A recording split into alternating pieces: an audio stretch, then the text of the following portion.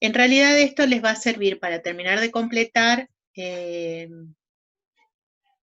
oh por Dios, ahí está. Lo que tiene que ver con el manejo de la bibliografía que están utilizando para el trabajo práctico. Quizás algunos ya lo terminaron y se manejan bien con estas cuestiones, pero de todos modos hay gente que seguramente no ha trabajado en profundidad todavía esto o todavía se está entrenando en relación con esto.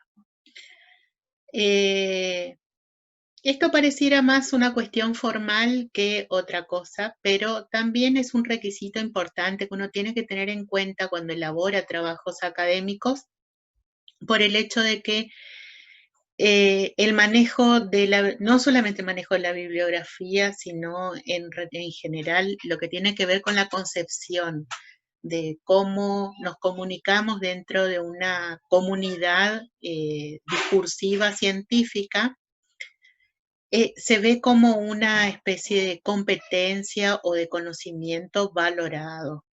Incluso hay toda una cuestión que tiene que ver con cómo nosotros podemos reproducir conocimientos elaborados por otros, pero siempre esto a partir de determinadas normas, ¿sí? Nosotros no podemos apropiarnos de lo que leemos, de los conocimientos que ya están circulando en el ámbito científico, sin atribuir a alguien esos conocimientos, porque además esos conocimientos ustedes habrán visto, no solamente son valorados, digamos, como un objeto, ¿no?, producto del intelecto, sino también son valorados como una especie de mercancía, ¿sí? Esto lo digo yo desde un punto de vista muy particular,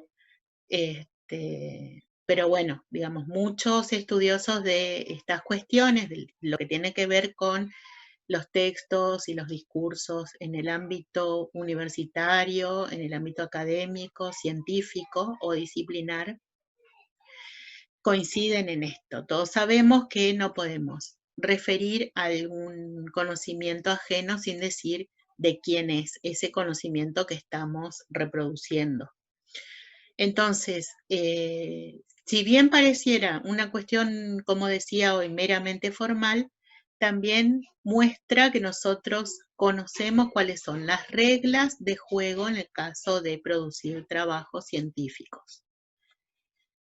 Con respecto a cómo nos manejamos con esta cuestión de traer a nuestro trabajo o a nuestros propios textos las voces de otros autores sobre los cuales nosotros basamos nuestro propio discurso y sobre los cuales nosotros construimos un nuevo conocimiento, y seguimos, digamos, la dinámica de la construcción del conocimiento que es propia de la ciencia, nosotros nos vamos a manejar con determinadas formalidades y también con determinado vocabulario que es técnico. Es decir, yo hoy voy a insistir en cómo vamos a nombrar determinadas cosas en relación con el manejo de las citas y de los materiales de lectura que utilizamos en nuestros trabajos. Y es por eso que aparece esta especie de tríada que ustedes ven en el título de esta diapositiva, que son qué es la referencia, qué es la bibliografía y qué son las citas. Suele pasar que nosotros por ahí tendemos a equiparar todo como lo mismo, es decir, hablar de cita cuando hablamos de mención, o hablar de mención cuando estamos hablando de cita, o hablar de bibliografía cuando hablamos de referencia. Entonces, yo les comparto aquí una serie de definiciones que tomé de una versión anterior de las normas APA. Ustedes me decían en el WhatsApp, ¿no? Alguien refería que finalmente más o menos manejaba las normas APA sexta edición y ahora aparecen unas séptimas, ¿no? Bueno, esto que ustedes ven acá es una reelaboración de un material que viene a ser una traducción de las normas que se elaboran en el seno de la Asociación de Psicología Norteamericana, estadounidense particularmente. Eso es lo que significa en realidad la sigla APA, American Psychology Association. Eso es lo que significa. Es un organismo en particular que ha elaborado una serie de normas que comparte con todos sus miembros para estandarizar, digamos, o como modelo para cuando se elaboran trabajos, ¿no?, de producción de conocimiento y de divulgación también de ese conocimiento dentro de su comunidad. No les sé decir en este momento por qué artilugios o por qué estrategias se salió, digamos, de estas normas, salieron del ámbito de la asociación y fueron adoptadas por otros ámbitos. De todos modos, ustedes, si por ahí escarban un poco con respecto al tema en las redes, en internet, en cualquier buscador, donde sea, van a encontrarse con que hay otras normas también vigentes según el ámbito, ¿sí? Por ejemplo, en mi caso, yo pertenezco a un campo de estudios que es bastante heterogéneo, o sea, hay algunas disciplinas dentro de mi campo, que es las letras, que se aproximan más, por ejemplo, a la sociología. Hay otras disciplinas, por ejemplo, eso sería el caso de la sociolingüística, por ejemplo, o de la sociología literaria. Hay otras disciplinas dentro de las letras que se aproximan más a lo que tiene que ver, por ejemplo, bueno, un poco a la psicología. Y luego hay un campo relacionado con la literatura que por ahí se ve englobado dentro del término de lenguas modernas, ¿no? El trabajo con la lengua también. Todos esos ámbitos tienen normas distintas para referir la palabra ajena, ¿sí? Así llamamos en algunos casos a lo que después va a aparecer como la cita, o los conceptos que uno toma de otros autores. Tomamos como palabra ajena que incorporamos a nuestro propio discurso. Entonces, bueno, de todas esas normas nosotros nos apegamos a las normas APA porque además el ámbito de la facultad, por lo menos en el caso del profesorado, opta por esta normativa. Después les puedo comentar en otra ocasión cuáles otras normas están vigentes, por ejemplo, para el ámbito de la biología o de las ingenierías o de la química. Todos estos tienen sus normativas. Permítanme que voy a ver si es que puedo mirar el chat. Bueno, referencia en sí es un término que remite a la mención de las fuentes que hacen de soporte a nuestro trabajo de investigación. Va a aparecer cada vez que ustedes hacen un asiento bibliográfico, que es todo el registro de cada material en particular que se va a trabajar. A ver, Lourdes levantó la mano.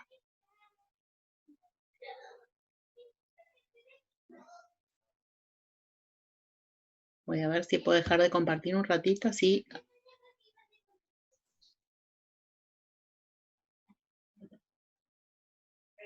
Bueno, Lourdes, que levantaste la mano. ¿Querés comentar algo, preguntar algo?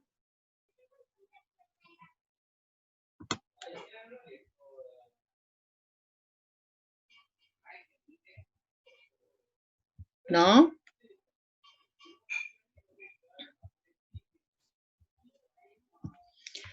¿Se me oye a pesar, digamos, del barullo?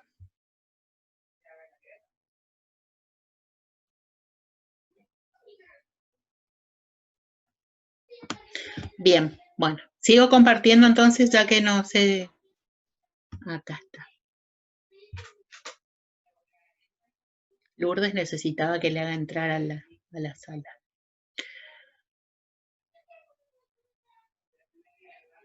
Bueno, volvamos a compartir.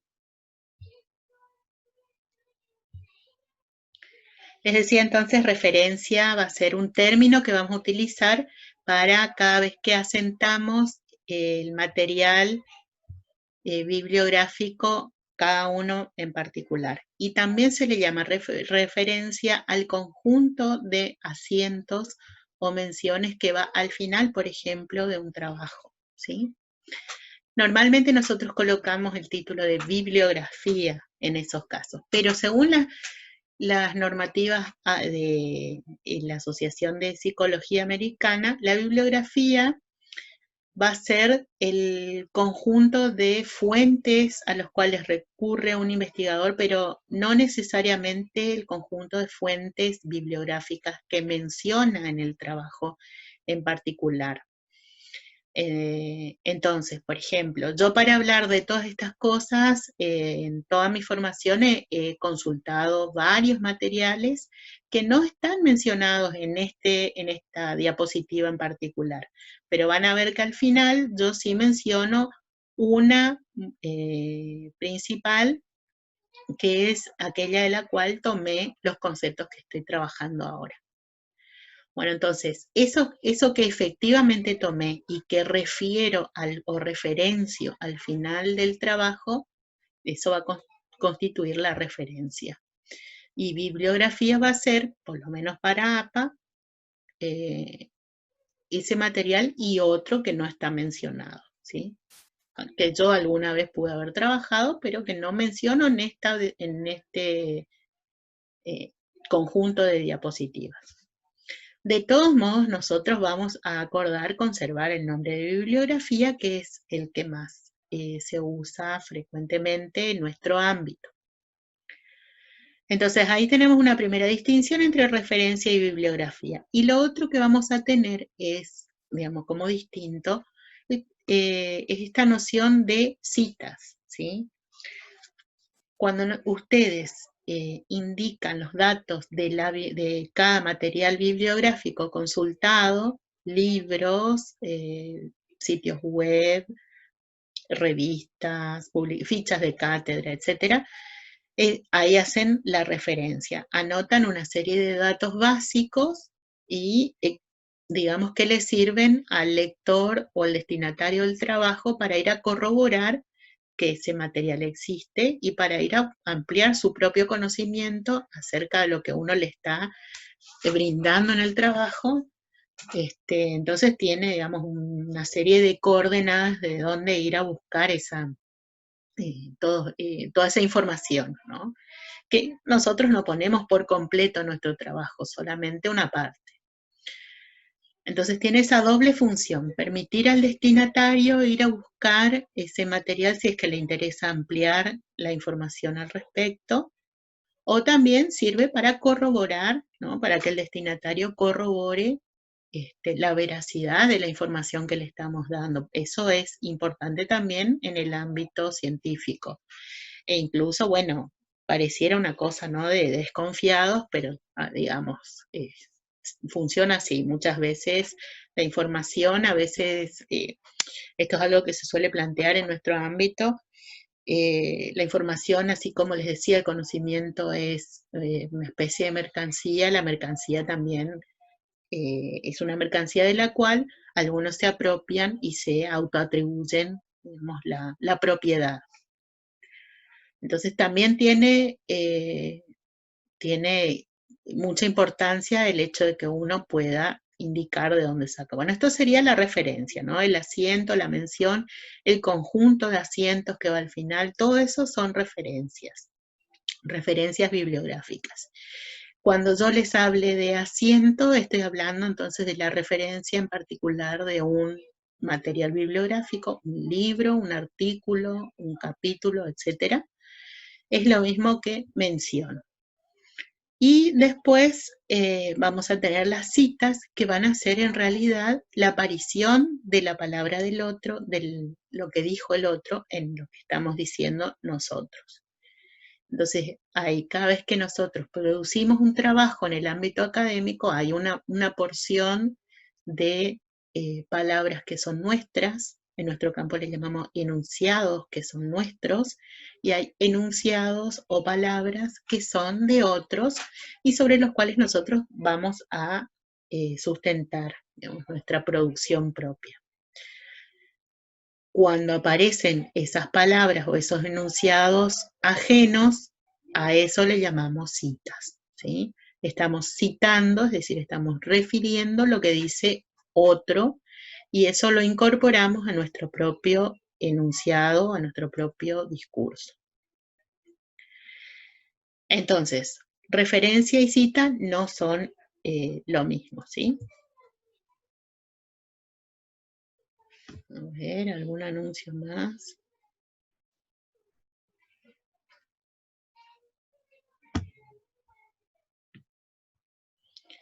¿Qué es lo que debe tener una cita? Hoy vamos a centrarnos un poco en la cita antes que en la referencia, ¿sí? La referencia yo les voy a explicar muy brevemente en el final con la última diapositiva, que es la que tiene la referencia del material de consulta para este tema. Pero hoy vamos a trabajar sobre la cita porque también, digamos, la aparición de una cita en nuestros trabajos implica que nosotros sabemos manejar determinadas fronteras entre lo que digo yo, lo que dice uno y lo que dice el otro, ¿sí? Y hay una serie de elementos que tienen que estar sí o sí en las citas para no ser consideradas, por ejemplo, un plagio o una apropiación indebida de la palabra ajena. Y esto es condenado desde el punto de vista ético, digamos, ¿no? En un principio, cuando uno es inexperto, se mira con cierta indulgencia, pero una vez que uno ya forma parte de un campo científico o de un ámbito científico, no puede ser ingenuo en el manejo de las citas porque puede ser acusado de inexperto, puede ser acusado de plagiario, puede ser acusado también, esto incluso ustedes habrán oído, se puede llevar al ámbito judicial, ¿sí? Y bueno, ¿qué es lo que debe tener una cita sí o sí para que no parezca, digamos, la producción de un escritor científico inexperto? Tiene que aparecer la voz del que escribe el trabajo, que es el discurso citante. En mi caso, si yo ahora estoy presentando esta diapositiva, está un poco de mi voz, ¿sí? Metafóricamente hablando, en lo que escribí en esta diapositiva que ustedes están viendo, pero también acá está mezclado un poco de lo que sería el discurso citado, o sea, la voz del otro, ¿sí? A veces se nota claramente el límite o la frontera entre uno y otro y a veces ese límite se borra un poco más, ¿sí? Por ejemplo, en esta diapositiva ustedes no van a ver claramente los límites entre lo que yo estoy diciendo que es mío y lo que estoy tomando de las normas APA sexta edición. Pero en otro fragmento de esta proyección ustedes van a ver que funciona esto, ¿sí? Bueno, entonces tiene que haber un discurso citante, que es la voz del que está escribiendo el trabajo. A veces se nota, a veces no se nota, pero digamos, es quien el que está articulando el texto, ese representa la voz, ¿no? del autor del trabajo presente. Y después hay un discurso citado que también se tiene que poder reconocer. Corresponde entonces a lo que ustedes ven ahí como el enunciado ajeno o la palabra ajena, ¿sí? Que se inserta, que yo inserto en mi propio discurso. A veces es difícil, como les decía, reconocer los límites entre el discurso citante y el discurso citado.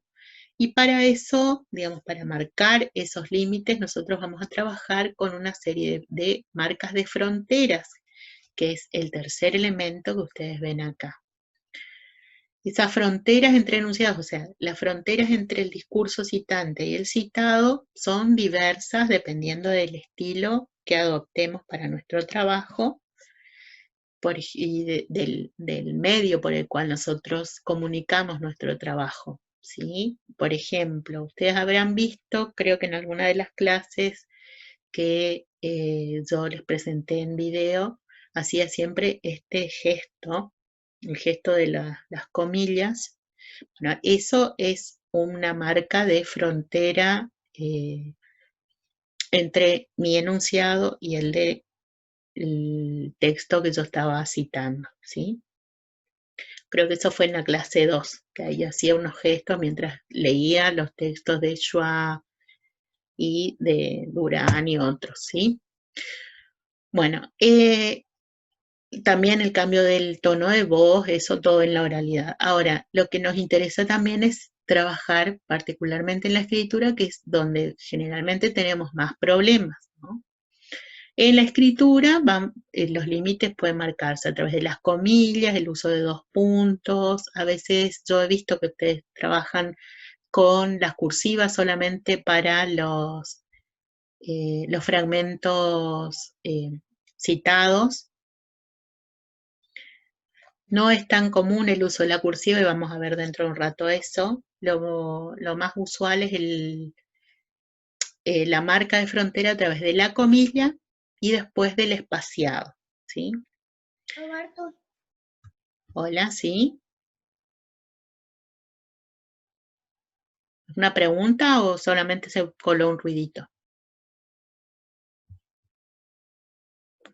Bueno, lo otro que tiene que aparecer en algún punto, sí o sí, aparte de la voz del que está produciendo el texto, la voz del otro que es traído al texto y las fronteras entre ambos, tiene que aparecer la atribución de autoría. Es decir, en algún lugar se tiene que decir que lo que uno está diciendo no es de uno, sino es de otro, y en lo posible decir de quién es, ¿sí? Incluir el nombre del autor y los datos de la publicación. Hay distintos estilos que nosotros vamos a reforzar durante la cursada del taller, así que bueno, esto es, digamos, algo inicial. ¿Alguien quiere preguntar algo?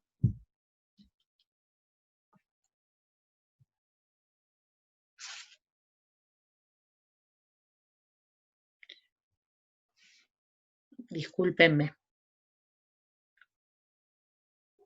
Pueden probar de nuevo a entrar, ¿sí?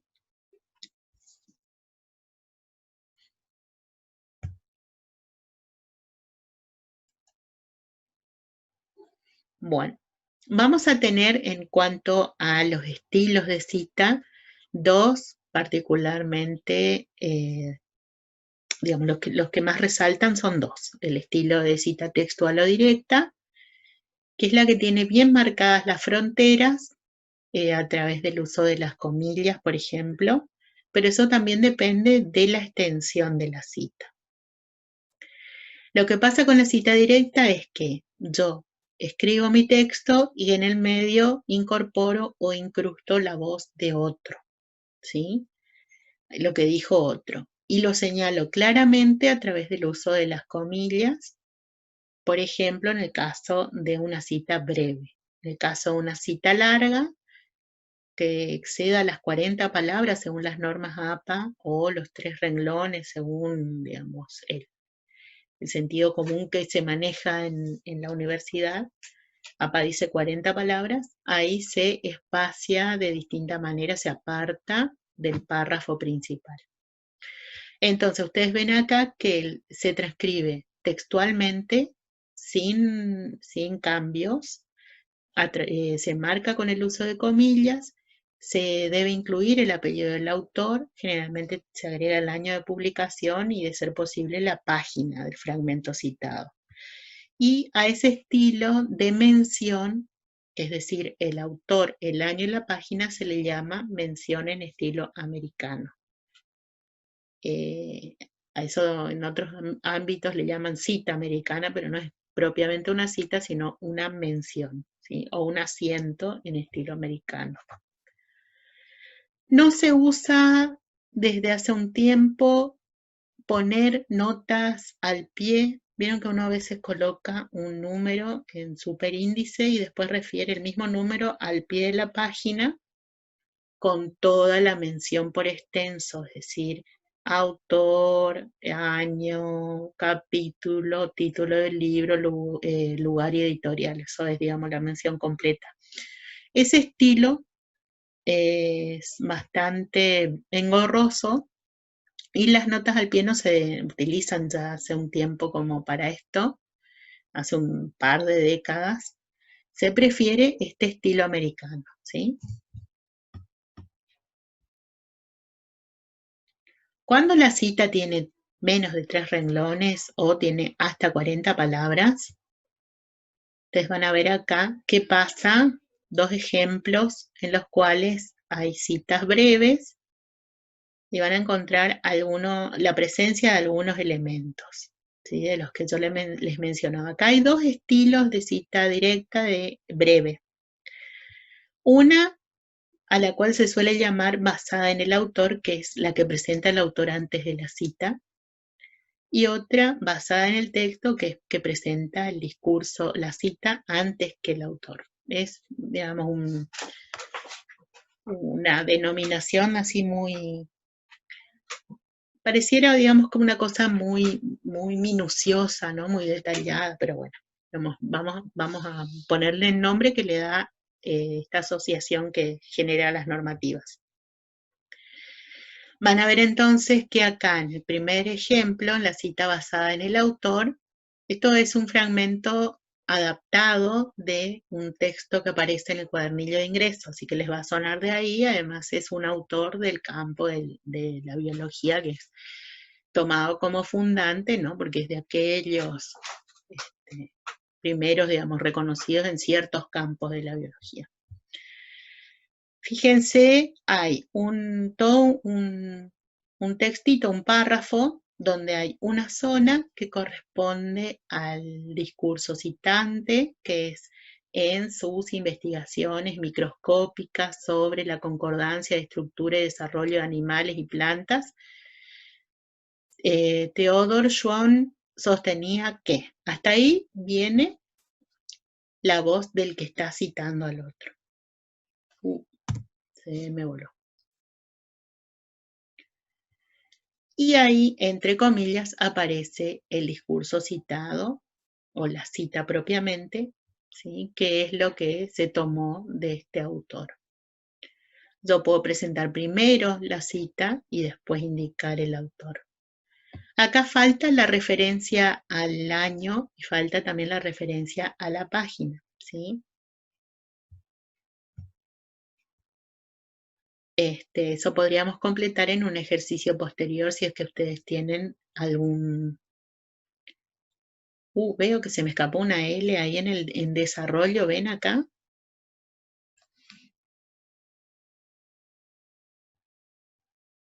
Esto se puede memificar tranquilamente.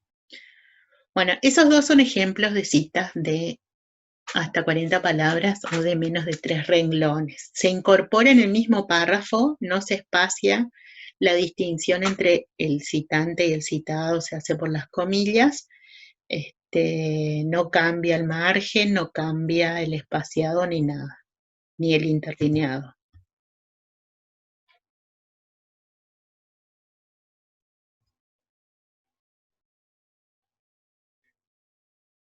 Está un poco rebelde mi...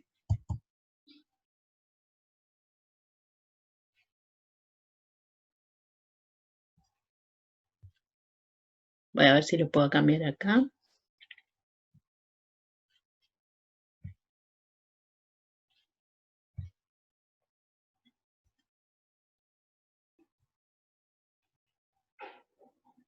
¿Alguien que quiere preguntar algo?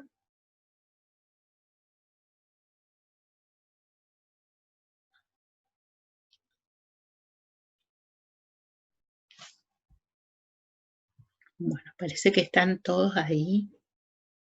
Por el ¿Entendieron asiento todo? bibliográfico, profe. Sí. Morena. Porque yo tengo ejemplos de asiento bibliográfico donde tenés, o sea, tiene el nombre del autor, la página y todo. Pero después también tengo, eso no me quedó bien, justo me fui al baño. Y Igual todavía no expliqué el asiento. Ah, el asiento. ¿Eso no sería considerado asiento? Acá, esto que vos ves la pantalla, Sí. esto sería una cita, lo que está entre comillas, Ajá. y está el autor, ¿no? La atribución de autoría. Pero no hay asiento o mención bibliográfica todavía. Habría, a ver si es que me responde esto. Ahí, a ver. Entonces estoy confundiendo. Volviendo a lo que explicaba al principio, el asiento viene a ser lo que sería la referencia, es cuando pones la atribución del autor, año, página y los otros datos, ¿no? De la publicación. Por ejemplo, acá, esto ya se puede considerar una especie de asiento muy precario, donde dice ECO 1982. El asiento completo sería esto que ustedes ven acá en la última página, que sería la de referencias o de bibliografía, le diríamos, ¿sí? ¿Ven esto acá que dice Moreno D, Carrillo J, 2019, normas APA, séptima edición? Esto completo es un asiento donde consta el nombre, digamos, el apellido del autor, el año de publicación, el título de la publicación, lugar y la editorial. ¿Se comprende eso? Sí. Bueno, eso sería el asiento, ¿sí? O el asiento también sería el listado de referencias o de asientos va al final. José Morel, ¿puede ser? Ah, ¿cómo era Morel? Me dijiste tu nombre. Daniela. Daniela. No importa Morel, lo más cortito. Sí, no, es que acá, digamos, yo ya tengo medio memoria de corto plazo, medio. A ver. No sé por qué se me pone tan lenta cuando estoy compartiendo esta.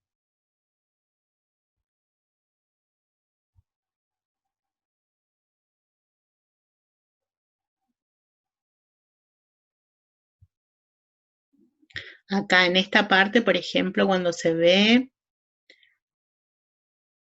esto sería un asiento en estilo americano, ¿sí? Que es más breve, que no es el que va al final. Ese se utiliza en el medio del texto. Normalmente no incorporamos dentro del texto un asiento completo.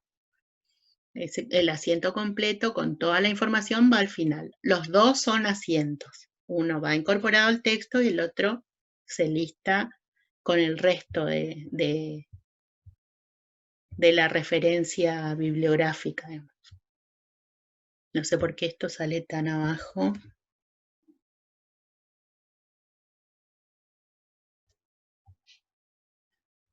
Bueno, esto es una que ustedes ven acá.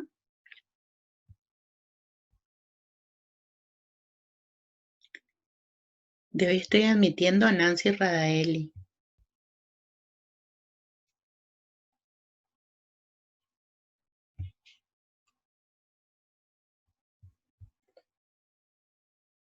Voy a dejar de compartir esto porque parece que esto es peor todavía. Bueno, no sé si está respondida tu pregunta, Daniela.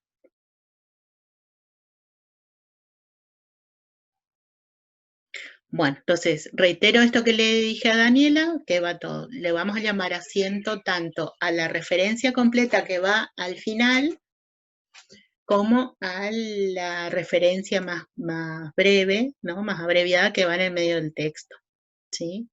Algunos colocan también la referencia completa al pie, como les decía hoy, a eso se le llama mención en estilo francés, pero eso es un uso muy viejo, digamos, o sea, o es como que ya ahí se nota la edad, digamos, del que está haciendo la referencia. No se usa, es algo que se usaba, por ejemplo, cuando yo estaba estudiando en la facultad, que eran los 90, o sea que hace décadas, y ya en ese momento se dejaba de utilizar ese estilo de asiento en la nota al pie. Se empezaba a acortar colocar junto a la cita, o sea, esto que les decía en un principio, se atribuye la autoría junto a la cita. Va la cita y se dice de quién es. Y eso generalmente se coloca entre paréntesis con el apellido del autor, el año de la publicación y la página.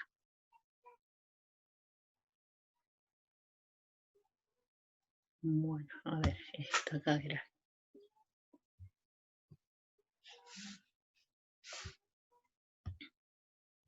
Y volvemos a empezar.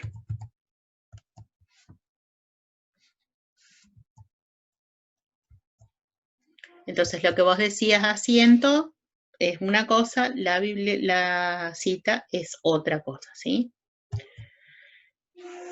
Bueno, en algunos casos la cita directa, estamos hablando todavía de la directa, que es cuando copiamos textualmente la palabra de otro, puede llevar más de 40 palabras o 3 renglones. Entonces, en ese caso sí, nosotros separamos del párrafo donde está nuestro enunciado, nuestro discurso, nuestro texto o nuestra palabra, y la cita va con un espacio mayor, ya no lleva comilla porque el espacio alrededor hace como la frontera. Esto les voy a mostrar con un texto en Word después para que ustedes vean cómo eso lo podemos trabajar, digamos, a lo largo del taller. Generalmente se escribe con un tamaño de letra menor, con un margen a los costados mayor, el izquierdo principalmente se agranda. Bueno, acá se corrió un poco en la diapositiva, pero ustedes tienen un fragmento, ¿no? Un ejemplo que tiene el discurso citante que dice, al referirse a la ciencia y la labor del científico, Biggs afirma que, eso es el discurso citante. Y luego separado por un interlineado mayor, está la palabra de Biggs, ¿sí? Que tiene una referencia al final al año, digamos, la publicación, que no se ve en este caso, pero si vuelvo para mostrarles a ustedes, se me va mucho tiempo, creo que es 2008. Esto también lo tomé, es decir, el fragmento citado lo tomé del cuadernillo, ¿sí? En algún lugar ustedes lo van a encontrar, después les comento mejor en el WhatsApp. Y ahí viene la cita directa, copiada. Los científicos responden a preguntas a través de una serie de eventos denominados métodos científicos, etcétera, etcétera. Todo eso es la cita, ¿sí? Y al final yo coloqué entre paréntesis el año de la publicación, que era 2008. Esto es lo que respecta a las citas directas, pero también nosotros vamos a tener otras citas llamadas indirectas o citas de parafraseo, en las cuales uno modifica en parte el estilo como está dicho, como lo dijo el autor al cual estamos citando, ¿sí? En la cita directa pareciera que el autor estuviera en este momento diciendo lo que yo estoy copiando de él. En la cita indirecta se explicita o digamos, se muestra que el autor lo dijo en otro momento y lo que importa es este momento en el cual yo estoy contando lo que él dijo. Entonces, bueno, hay una adaptación de lo que dijo el autor, ¿sí? Se parafrasea, es decir, se dice de otra manera. Se dice que lo dijo en otro momento, que lo dijo en un pasado, digamos, ¿sí? Y lo que se pierde es la frontera clara, por ejemplo, de la comilla, pero deben seguir estando las fronteras. ¿Cómo se marcan las fronteras? Haciendo referencia al autor, usando algunos verbos como decir, afirmar, sostener, etcétera. Se usa el que, ¿sí? Ustedes ven la cita que está acá abajo, dice, afirmó que. Ese verbo del decir y el que indican que ahí empieza algo más o menos parecido a lo que dijo Schleiden, ¿sí? Entonces, este ejemplo, que también es tomado del cuadernillo del ingreso, dice, el botánico Matthias Schleiden, 1838, acá yo modifiqué el año. Puse un año hipotético de la publicación en la cual él afirmó esto, porque en realidad también eso es algo que por ahí es importante que establezcamos en qué época se publica lo que yo estoy citando, ¿sí? Que en el cuadernillo esto no estaba la referencia al año de nacimiento y muerte de Schlegel. Afirmó que los vegetales eran agregados de estructuras completamente individualizadas, independientes y distintas, las células, ¿sí? Yo no tengo en este momento cómo reconstruir, como lo dijo el autor, tal cual, porque en realidad recurrí al cuadernillo, pero es probable que no lo haya dicho tal cual está en este fragmento. Discúlpeme, pero a esta hora se me enfrió el mate, pero... En las citas de parafraseo también puede haber esta idea de que la cita puede ser basada en el texto, es decir, que propone primero lo que dijo el autor y después el nombre del autor, o a la inversa. Esto yo no pretendo que ustedes se sepan, yo les comento más o menos cómo trabajan las normas APA esta cuestión. Entonces ustedes tienen acá dos ejemplos que yo saqué de un texto llamado ¿cómo se escribe una tesis? ¿Cómo se hace una tesis? De Umberto Eco, que justamente habla sobre cómo trabajar el tema de las citas, cómo se delimita a través de las comillas y cómo uno tiene que ser cuidadoso para no ser acusado de plagio o para no cometer, digamos, inadvertidamente un plagio. Entonces, en ambos casos, tanto la cita de arriba como la de abajo, son citas de parafraseo, es decir, no están exactamente como estaban en el texto de Eco, pero intentan reproducir la idea que plantea Eco, que dice que, bueno, que si no aparecen las comillas y uno hace una paráfrasis después de haber fichado, por ejemplo, ¿no? Eso es algo común, que uno fiche material y después cuando va a hacer un trabajo tome lo que está en el fichaje.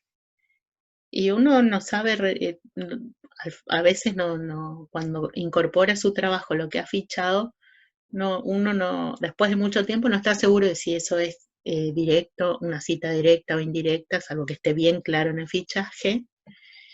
Y entonces uno tiende a como apropiarse.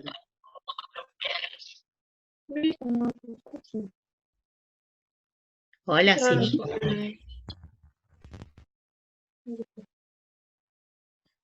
¿Hay una pregunta? No quería que se fuera tan lejos. Entonces, acá está dicho de dos maneras distintas lo que plantea Eco.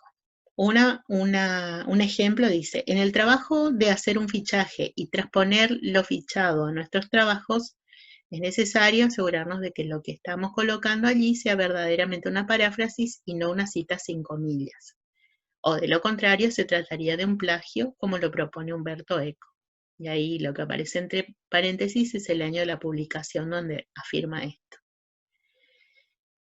Fíjense que lo que primero se pone es lo que dice el texto y al final se coloca el nombre del autor. Entonces la cita está basada en el texto antes que el autor.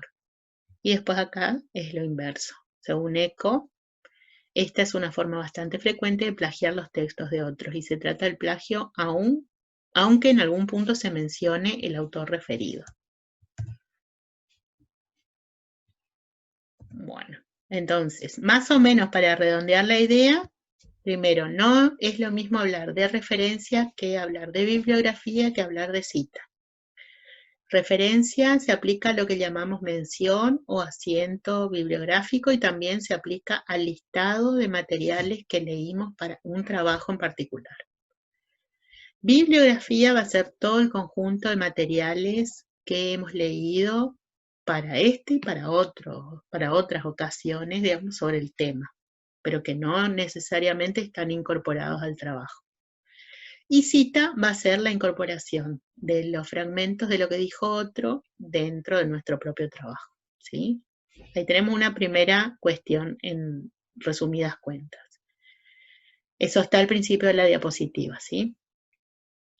Lo otro que tenemos que recordar, que podemos sacar de esta explicación es que entre las citas hay dos estilos principales, el estilo de cita directa o textual, que copia la palabra o transcribe la palabra ajena tal cual estaba, supuestamente, y la marca a través de comillas o el uso de interlineados y letras determinadas. Y después tenemos el otro estilo, que es la cita de parafraseo o cita indirecta, donde uno modifica en parte el estilo de cómo está dicho lo que dijo el otro autor, ¿sí? Es decir, hay como una especie de mayor apropiación. Yo acerco a mi propio estilo, a mi propio texto, lo que dijo el otro autor. Eso es lo que pasa también, que uno en su propio trabajo lo va poniendo más cercano a su propio estilo. Y lo otro que ustedes van a encontrar acá es simplemente un ejemplo de cómo se refiere o cómo se asienta o cómo se menciona una bibliografía, que tiene una serie de componentes que yo acá no expliqué, que les voy a ir incorporando también dentro del material que les voy a poner en el aula y también en este mismo PowerPoint. El asiento o la referencia bibliográfica debe tener estos elementos: de quién es, o sea, el autor, en lo posible dar un indicio del tiempo en el cual se publicó, el nombre de la publicación, el lugar y generalmente también qué editorial o qué institución, como es en el caso de la segunda mención que ven acá, qué institución se encarga de soportar, digamos, la publicación. No necesariamente se aplica solo a lo que tiene que ver con materiales editados, es decir, a través de, ustedes ven acá, ¿no? El primero pasó por la editorial de una universidad, digamos, la editorial de la universidad publicó el material. En el caso segundo, esto se trata más de un trabajo más particular elaborado en una carrera, en una determinada facultad, y que después no fue editado a partir de la editorial universitaria, que la UNAM tiene, digamos, ¿no? Sino que fue armado y publicado por el propio profesorado, ¿sí?